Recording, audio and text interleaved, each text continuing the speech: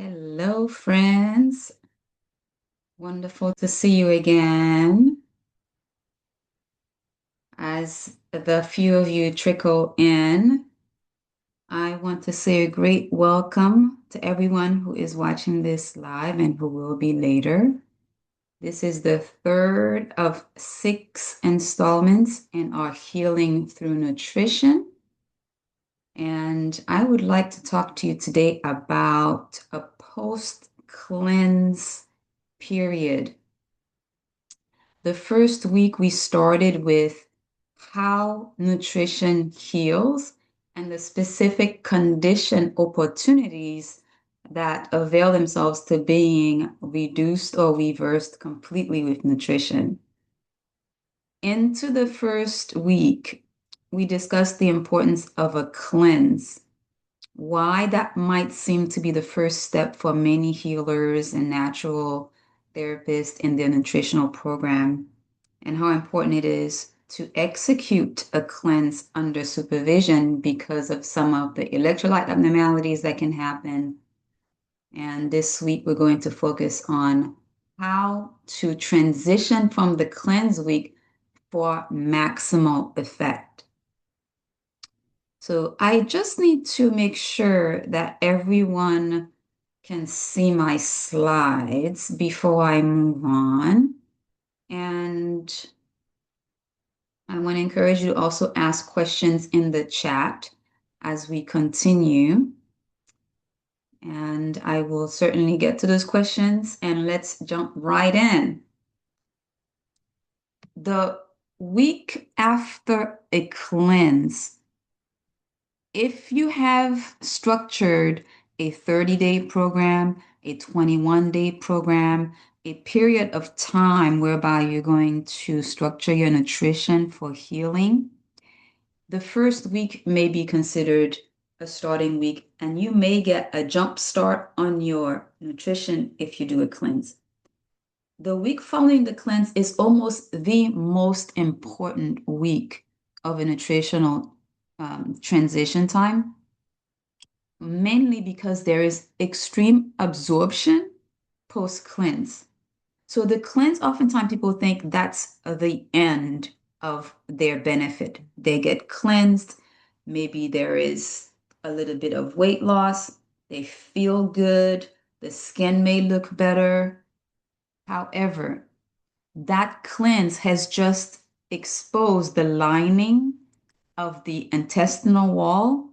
And if foods during the second week or post-cleanse week are not healthy when they get introduced to that lining, they will have maximal impact. So in my mind, I always think of a post-cleanse week as a very delicate time, a very vulnerable time because of the exposure of the gut to whatever is introduced during that week. So a cleansed body absorbs very well, which actually sets up the stage for really good, effective transition into your nutritional program, or it can actually be a danger zone for those who don't know how to transition from a cleanse. In fact, a lot of people do this, unfortunately, the wrong way during holiday indicated fasts or cleanses. So there might be a religious holiday that comes with a fast, and post-fast, everyone is hungry and eating, unfortunately, the exact wrong things after a fast. And so you get double the benefit or double the damage, rather, of those poorly chosen foods after a fast. So this is probably the most important concept that I will share with you about the post-cleanse period in general, and then we can jump into some of the specifics.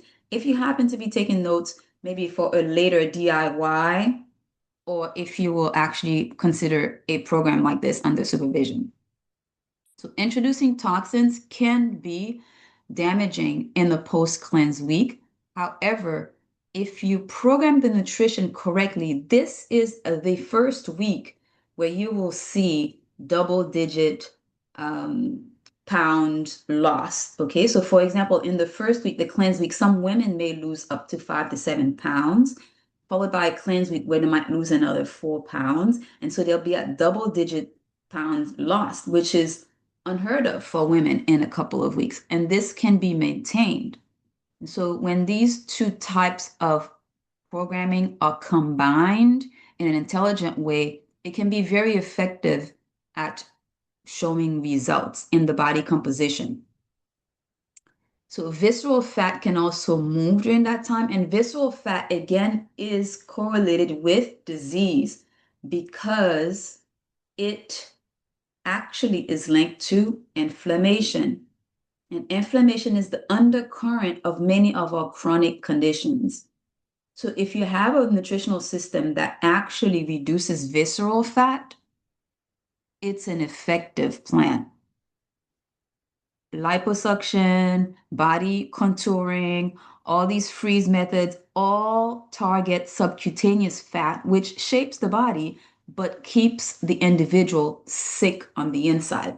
It's the visceral fat deeply rooted in our liver, pancreas, heart, even brain, as well as muscle cells that actually lead to inflammation signaling and chronic disease. And that visceral fat isn't that easy to get at because it took a lot of pushing to have it go into the viscera, the solid organs. So it doesn't move easily. It may take up to 7 to 10 pounds of total weight loss for some people to see a visceral fat point move in their body composition. But that's the fat you're after if you were in a healing nutritional program, not just losing a little bit of flab or subcutaneous fat. The visceral fat also requires consistent programming and long-term programming. So it's like fishing. You have to put the effort in and then sit and wait through the program for the fat to continue to come off. So that's the benefit, again, of having a cleanse followed by a well-programmed post-cleanse week. In addition to those benefits, you want to make sure that you're losing just fat, not muscle. In fact, we want to not only maintain skeletal muscle, perhaps even improve it over the course of a nutritional program. So, an effective nutritional program is not just about fat loss, it's also about muscle maintenance and even increase in skeletal muscle. Okay. Other benefits that can happen when these are done well include metabolism repair. In other words, you may be able to function better on certain diets, in certain nutritional milieus. You may be able to digest well. You may be able to clear the food that you give your body within 2 to 3 hours and be empty and ready for the next meal at 3 to 4 hours. So, in other words, body composition improvements are the target, not just weight loss. So, fat decrease, muscle increase is the hallmark of an improved body composition. Everyone can use a little bit of muscle increase. Now, interestingly, as a pro bodybuilder, I learned that the key secret to building muscle had less to do with hours at the gym and more to do with hours in the kitchen, preparing food and eating the food. Even for someone who's a small framed individual who's trying to stay fit, who just wants to fit in their clothes, muscle will be the organ of longevity. And the way to get at that muscle will be through the food and thereby your meal planning.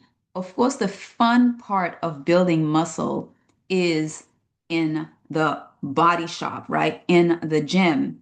But that gym work only shows up if the nutrition engine is well designed. So I'm happy to be here with you. This is your reminder that as these educational weeks continue, I am here sharing information that may be helpful for transformation.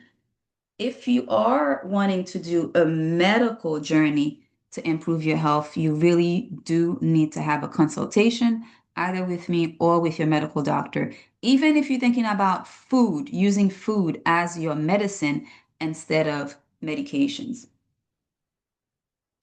So while we have a lot of information to share here and it can be transformative, it is still only for your educational purposes. So when I have these programs with groups that are actively engaged in the journey, we usually share and learn from each other's pitfalls and maybe wins during the weeks. And so now during this transmission, I'm simply going to share with you some of my observations over the years of helping people through these weeks. Now, during the second week, fat burning week begins at week 2, which is after a cleanse. So sometimes during the cleanse, there's a lot of changes in fluid that do happen for some bodies. But the first time you begin to see fat burning, so visceral fat drop, for example, is going to be within 2 weeks. So at the second week of a nutritional programming. It can be as early as, the 10th day, but usually by the solid second week, there should be a fat burning mechanism established in order to have success for the subsequent weeks.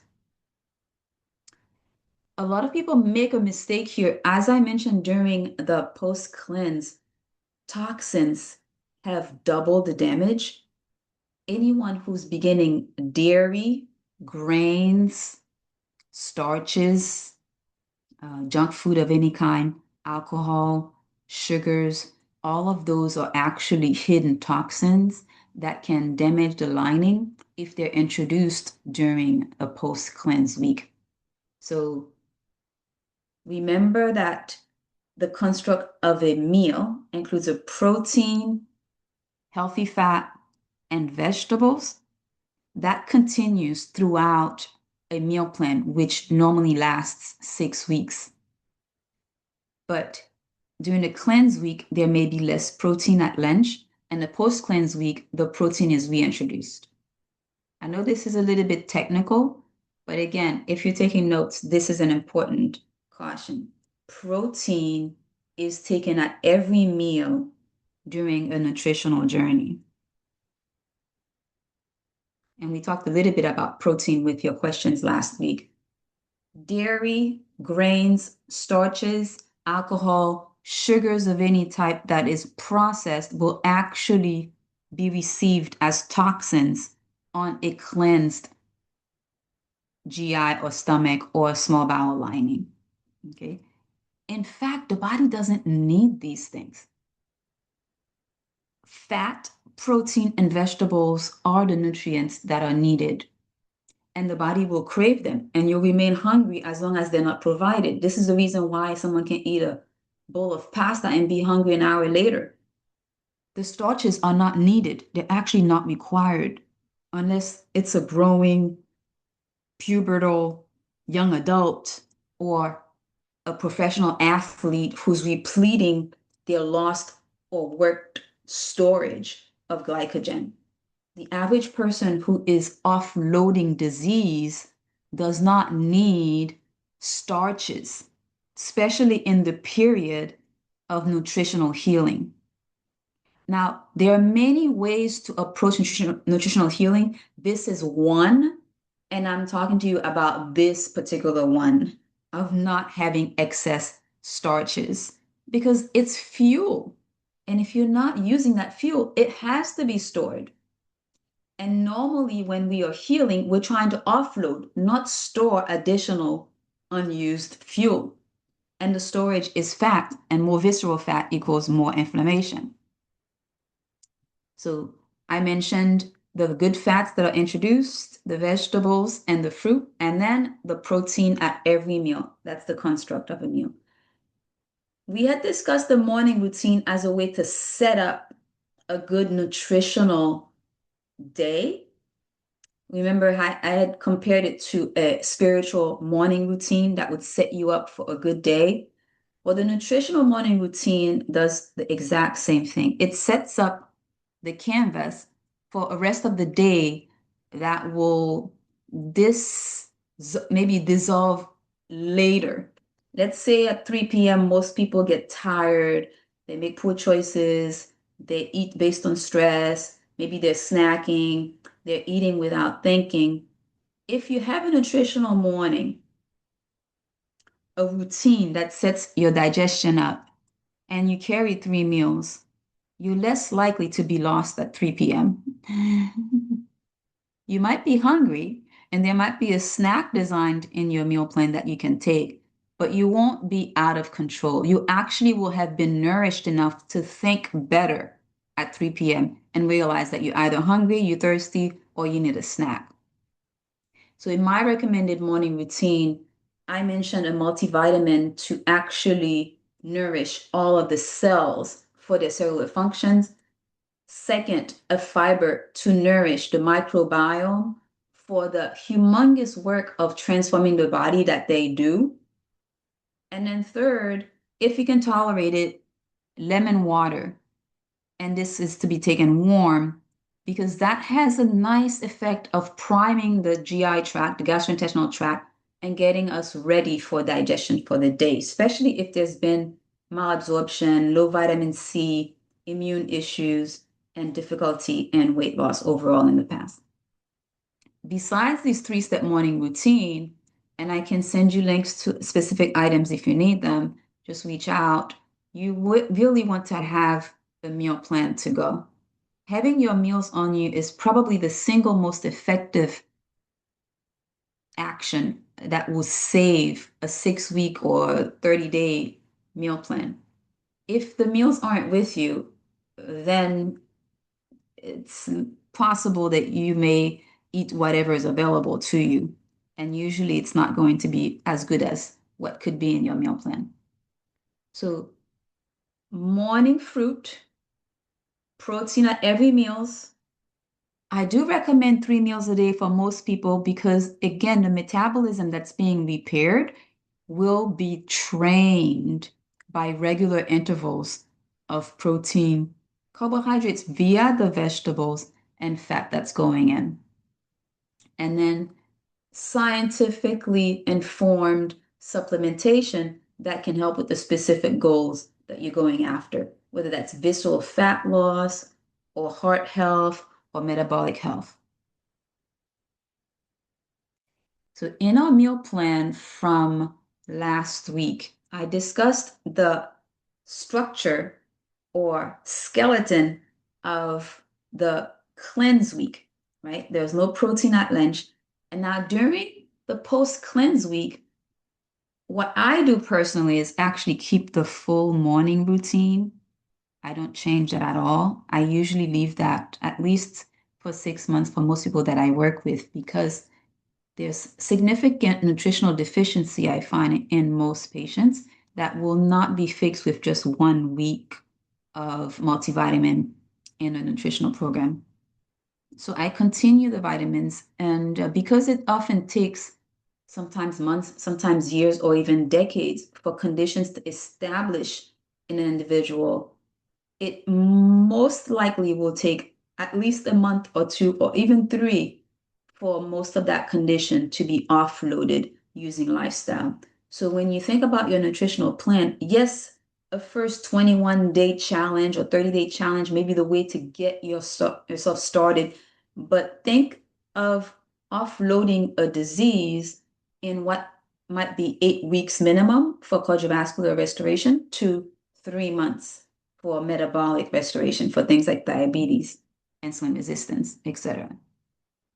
So the morning routine that I use is the one that you saw on the previous slides.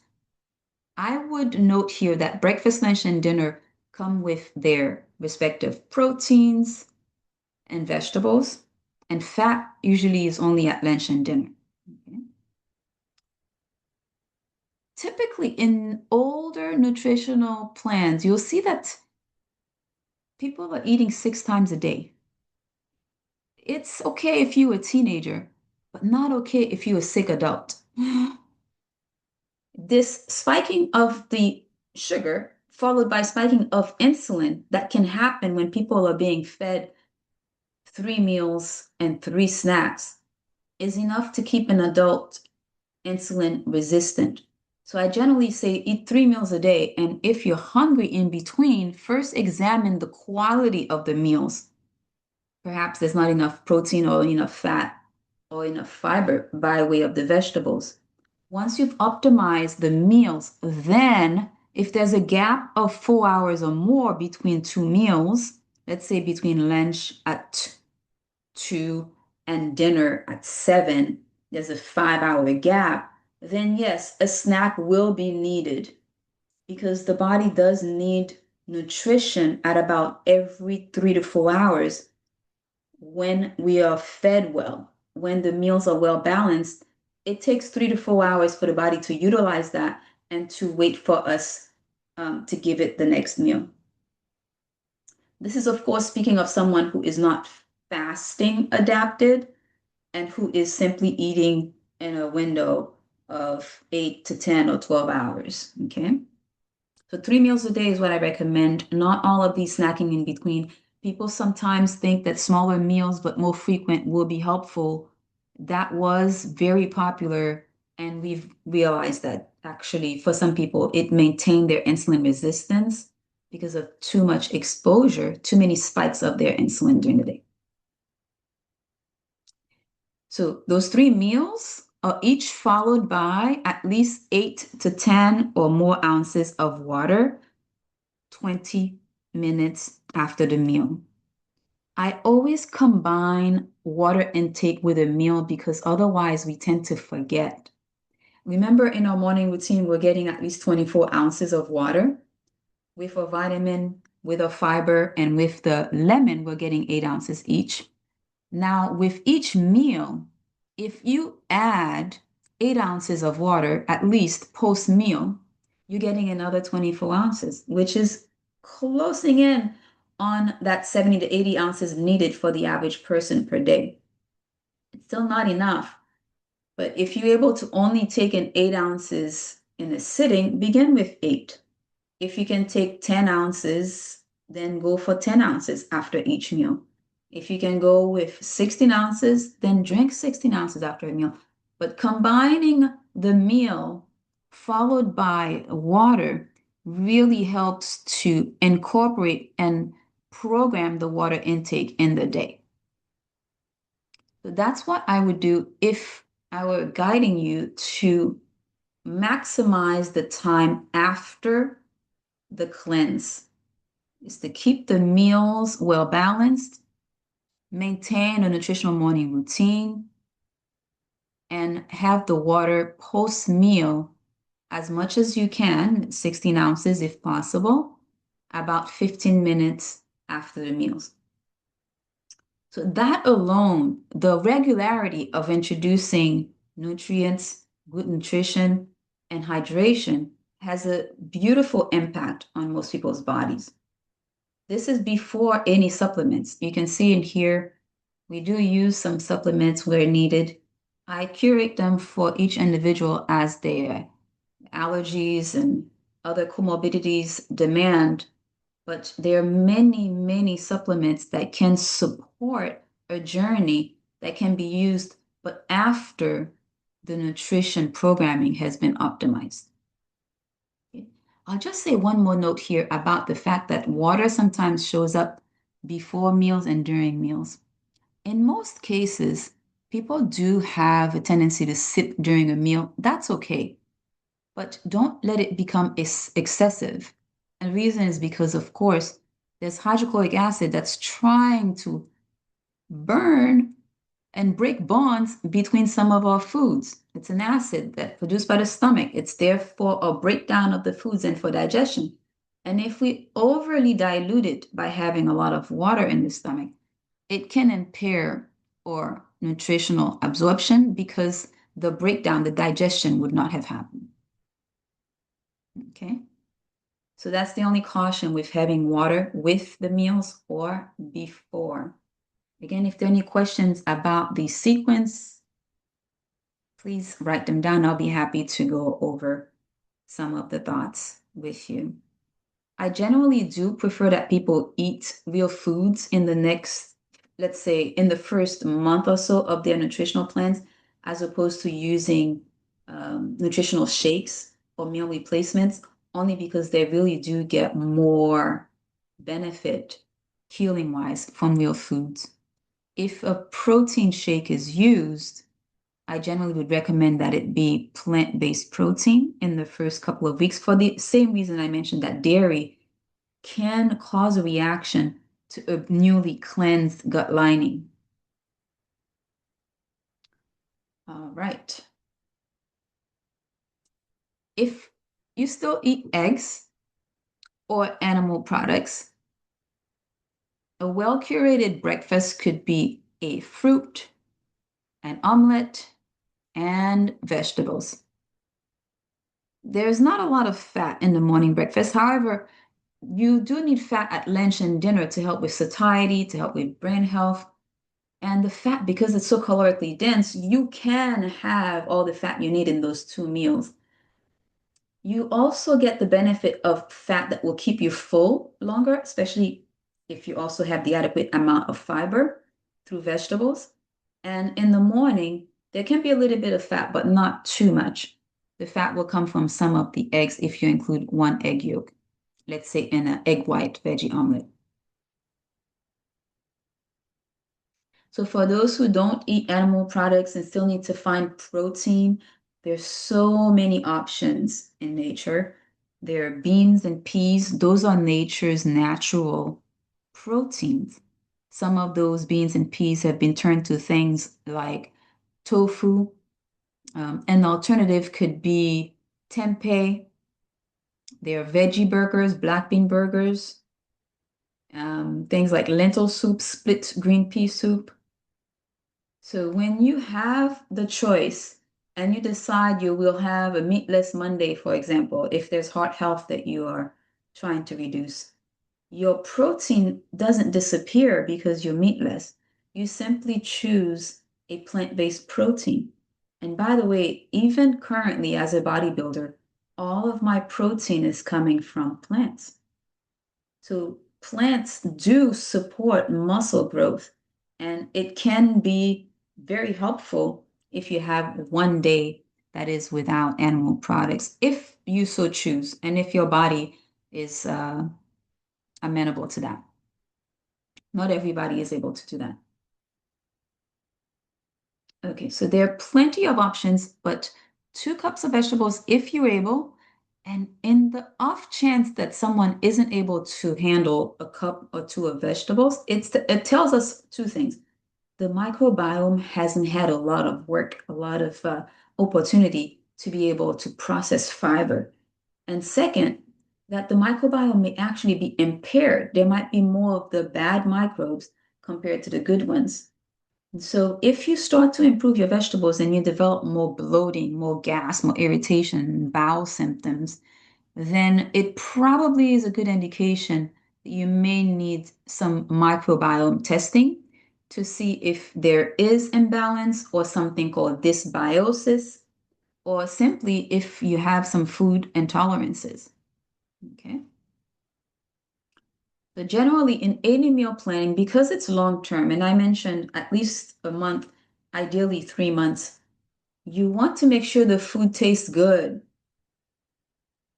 And seasoning is allowed and recommended.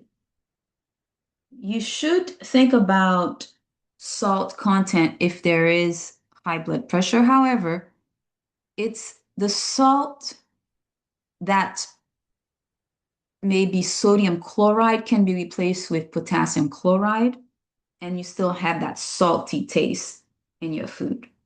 Okay. The conversation of, specifically reducing blood pressure via food is for another talk, but I just mentioned the salt because we're at the seasonings here, and salt is allowed in potassium chloride if you have high blood pressure or sodium chloride otherwise. Now, cayenne pepper, black pepper, turmeric, there are a lot of seasonings that actually support metabolism enhancement, fat burning, visceral fat decrease, and heat producing for enhanced metabolism and burning calories. So knowing how to curate your seasoning is very good. Any of the heat-producing seasonings are going to be helpful if you can tolerate them.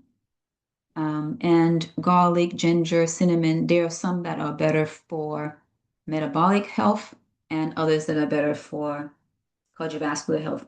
But don't forget about your seasonings. If you tend to like a few different ones, I would say in this list, if you can start to work with at least 5 of them, it would make sure that the additional boost that you want to get from your food is there via the seasonings, whether that's with fat loss, visceral fat decrease, metabolism improvement, appetite regulation, or improved metabolic health. I tend to make my seasonings from scratch. This can be done easily with a food processor, onions, garlic, maybe French onions, peppers, something that can be kept in the fridge. All of these can. You can, if you add a little bit of oil, that can stay in a jar in the fridge, and you take from that and you marinate your proteins with that. The specific taste can be added each week with sauces. And I tend to use sugar-free sauces if possible. So to round out the post-cleanse week meal day, we talked about the 3 meals, a possible snack if there's a long gap between 2 meals. I would say that for most people, they don't require, if you're working out, because at cleanse week, I mentioned you really don't want to be training because that time the body's energies are being used to cleanse you. So if you can rest, do sauna, maybe dry brushing, a little bit of stretching, walking, anything gentle. But the focus will be to help express the toxins, right, that are being mobilized by a cleanse week. Hence the dry brushing, because the skin is one of our most effective ways of expressing toxins. Whether that is some people get rashes, some people actually sweat a lot, so going to the sauna is helpful, taking baths, and resting, because you're actually using a lot of energy. So rest is one of the components of a cleanse week. Now, post-cleansing, people may start to move, but the point that I'm getting to is when you start to move and people have this habit of combining a meal with movement, you don't need an extra meal when you initially cutting or removing disease. You just need to organize your training around one of your existing meals. So that would avoid an additional meal there. And then allow your metabolism to let you know when it's time to introduce a heavier snack or a 4th meal. And over time, your metabolism will burn through more and more food, and you'll find that you actually are increasing the frequency of the meals. But that's something that takes months, if not years, to develop. And we often see that in younger athletes or professional athletes, that they do need 5 to 6 actual feedings a day based on the energy expenditure um, that they are actually going through during their day with their training.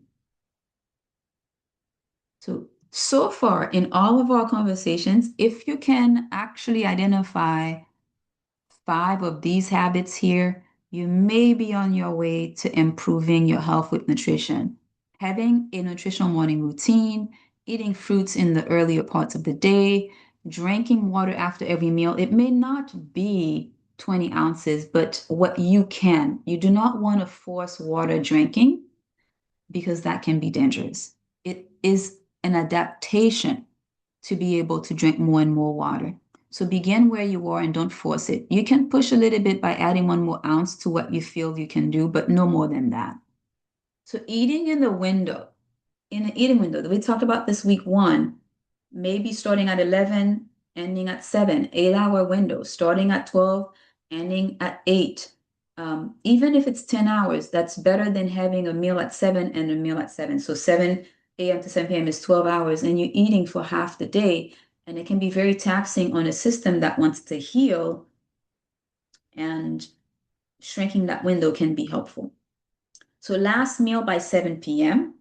And if there is any metabolic disease, diabetes, prediabetes, insulin resistance, visceral fat, anything at all related to triglycerides being high or large abdominal visceral fat, moving post meals can be very effective at even sensitizing the body to more effectively use glucose and sugars. Because if there's insulin resistance and your body doesn't want to take in carbs, it doesn't know what to do when you have broccoli and there's a little bit of carbs in there. Moving, the simple fact of contracting the muscles isometrically actually bypasses insulin resistance and pulls the sugar from the circulation into the muscles. So your muscles are a bypass to insulin resistance because they can pull sugar straight from the circulation under an emergency, which is your movement. So this is the effect of moving post-meal. So people go on walks after lunch, and this can become a thing. A leisurely walk is good, but it's not as effective as contracting an actual muscle. So if you think about an isometric time, so if you are actually contracting your glutes and you're contracting your quads, the muscles actually moving. You could be standing in your living room, putting on a YouTube movement video and having a 20-minute of isometric movement that is more effective than a 40-minute walk. So it's the contraction of the muscle that actually pulls the sugar or the nutrients into the muscle cells out of the circulation where it doesn't belong. So don't ever go hungry. If you are on a nutritional plan and part of the plan is that you have hunger, you probably will eat something that's not on your plan. And it will make it more difficult to stick to the plan.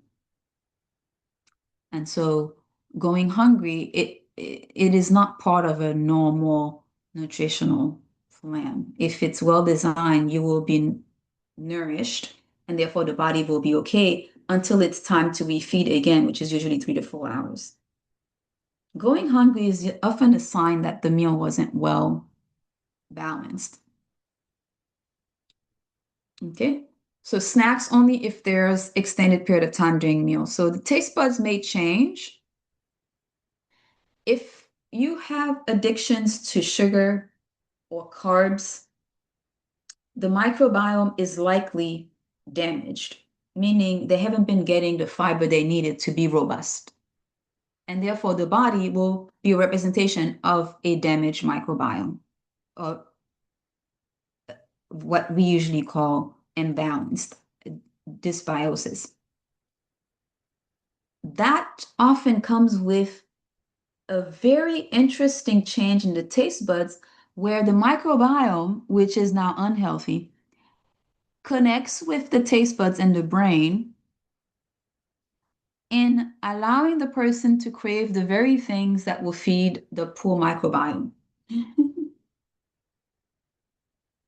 So it's a lose-lose situation a lot of times until we break that circuit. And breaking that circuit with balanced meals and vegetables, yes, it requires an effort. However, what that's doing is slowly changing the microbiome, and thereby the taste buds begin to change. Suddenly, you realize, wow, and avocado actually is really creamy. Or you realize the sweetness of blueberries, blackberries, or a carrot, which you hadn't appreciated before because of damaged taste buds. So the taste buds do heal, and the way you know that is via some of the changes that you will notice with how you rediscover certain foods that before seemed to have no taste to you. And if there's one slide that I want to leave you with today as an impact, because understanding this will save you from the cupcake if you happen to be sugar addicted or carb addicted. This can be a very tough mental game because the addiction is up here, supratentorial. And here is the explanation for this slide. The way to eat for long-term nutritional healing is via low glycemic eating. What that means is reducing the spikes in the blood sugar. That's it, with the foods that you choose. If the blood sugar levels are steady and you're eating, you will digest your food. Your sugar may have a slight bump because some vegetables may come with some carbohydrates, but your body will maintain in what we call a fat burning zone because it's being nourished and it has no signal to store excess energy. On the other hand, if you have a cupcake, no matter how well you had been doing on whatever meal plan you were on, the spike in sugar that comes with that cupcake is so high, because that's a high glycemic food, that something called insulin, a hormone from the pancreas, has to be released and go look for that sugar in the circulation. The moment insulin is released, the entire body has to shut down any fat burning mechanism to turn to storage mode because insulin is out to find sugar to store. Okay? So, a secret here from the bodybuilding world, we use this knowledge to gain because spikes in sugars produce insulin response, which causes storage. In building season, some bodybuilders do use this scientific knowledge to gain weight. But most people are naturally doing this without realizing that they're using that science.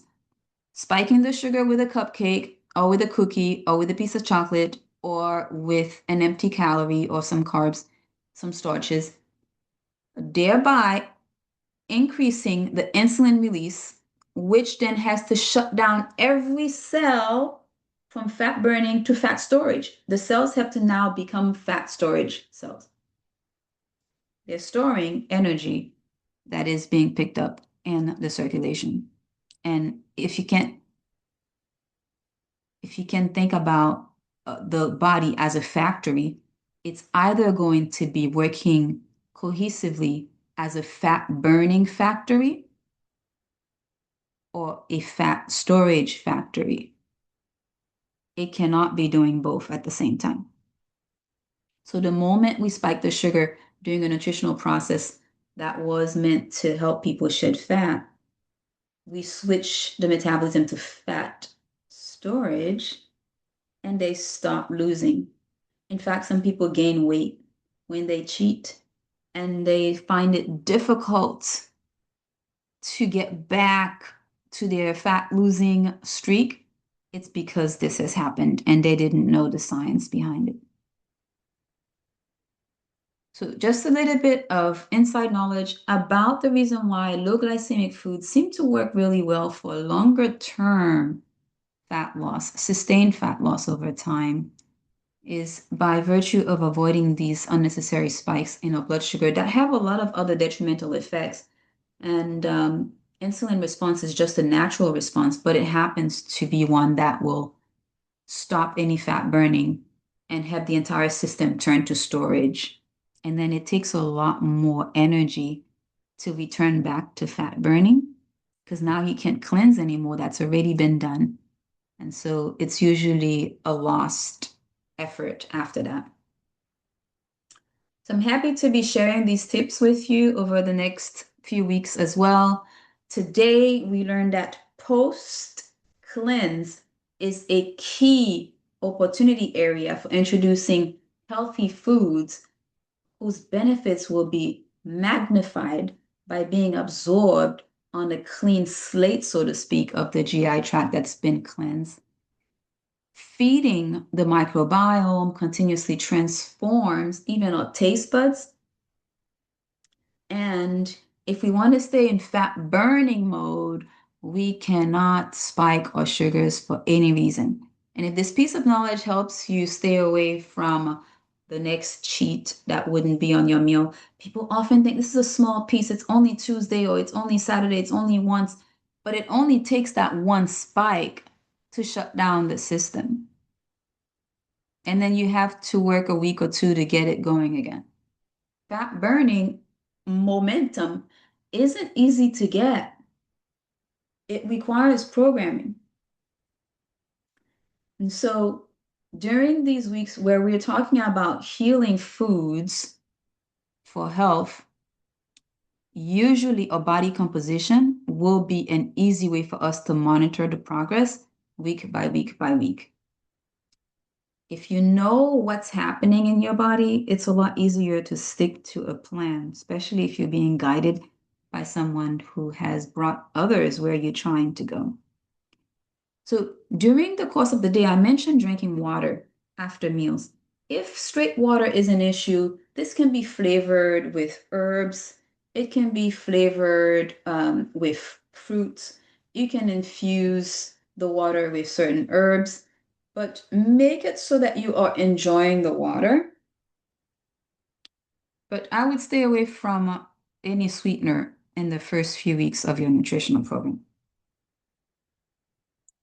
So we're going to wrap up, and I want to show you a little bit more about the sequence of things. So low glycemic eating, follow body composition, nutritional supplementation should be science-based and focused on what you're trying to achieve. And the more you know about why you're doing certain things, the more you can stay on track. Now, we haven't and will not talk about cardio, training, or where fitness fits in all of this. This week, suffice it to say that you can still get significant body composition improvements with nutrition alone in the second week of your nutritional plan. So in post-cleanse week, I generally don't even encourage people to go out and do anything because the majority of their benefit will come from their nutrition. Supplementation can improve the results, and for appropriate supplementation for you, please reach out to your providers. However, in the medical literature, there are some supplements that have been studied and that do seem to be helpful in the fat loss. And I use some of those for patients as appropriate when they need something extra to complement their meal plans. This one in particular, core, has been shown to improve metabolic health and even reduce inflammatory markers. That's really a nice one to use. Inflammatory markers are measured, sometimes HSCRP, sometimes C-reactive protein levels. That's what I mean, that this particular supplement was found to be helpful with that.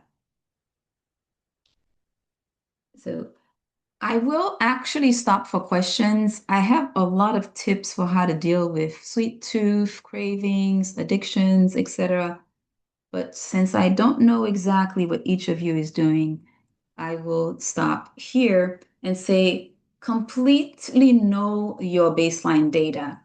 Get a smart scale, begin your journey, know your numbers, and then decide on your goals, as we talked about the first week. If you actually have a smart scale, write things down. It's not enough to just glance at the scale or the app. You have to have a notebook for your transformation journey, and you want to track your progress week by week. The very fact of interacting with your numbers week to week actually has the benefit of changing those numbers. So run your day so it doesn't run you. And I'm going to stop and see in this final minute if we have any questions. And I want to thank you so much for your attention and for showing up again for another week. And I hope this was very helpful for you. Questions are non-existent. So that means this was either really clear Or you actually it was too much information. I'm not sure which one. I hope it was clear and helpful and that it encourages you to get on your path, to get help if you need it, or to get started. So I will end here. I know that we actually have a couple more minutes, so if any of you have questions, I'd be happy to answer them if you put them in the chat. Otherwise, I'll let you go early, and I will see you in the coming week for another session. And there will be a continuation of this. So, what to do following a cleanse week and how to continue nutritional healing for health. All right, be well.